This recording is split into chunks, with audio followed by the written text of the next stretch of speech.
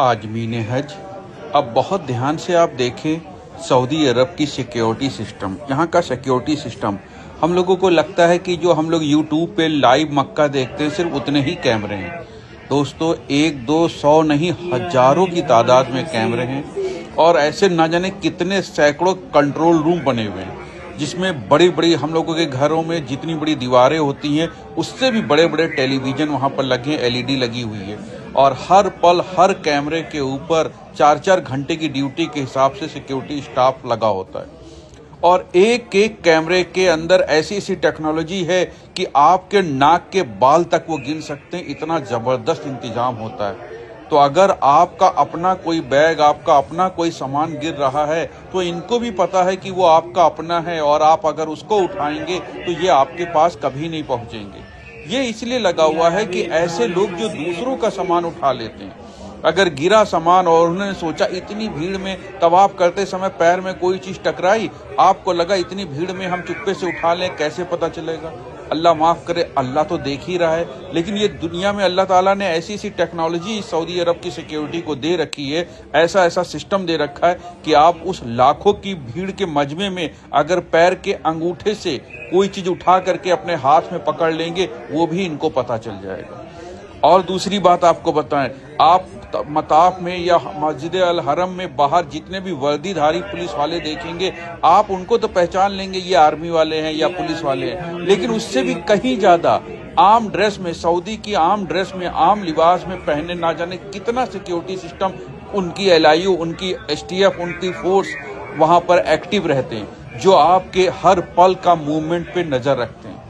यहां तक कि आपको बता दे, जवान तो छोड़िए, अगर 60, 65, 70 साल वाला बुजुर्ग भी किसी गैर महरम किसी औरत को लगातार 40 सेकंड तक देखता रहेगा, थोड़ी देर के बाद पुलिस आके उसको उठा के लेके चली जाएगी।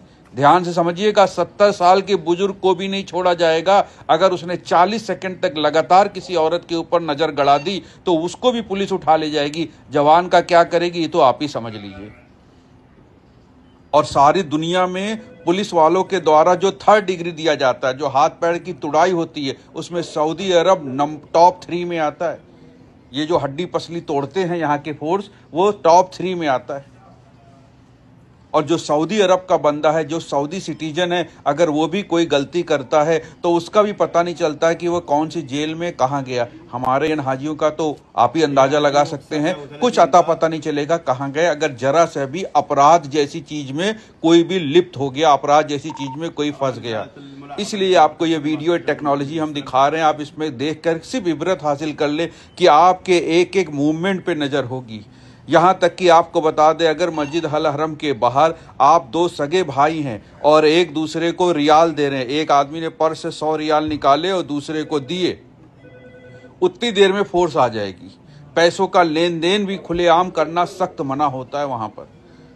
टाइम नहीं लगता फोर्स आने में मेरे भाई, इतनी जबरदस्त वो है वहां पर सिस्टम, और ऐसे ऐसे सेंसर लगे हुए हैं कि हर मूवमेंट पे नजर रखते हैं।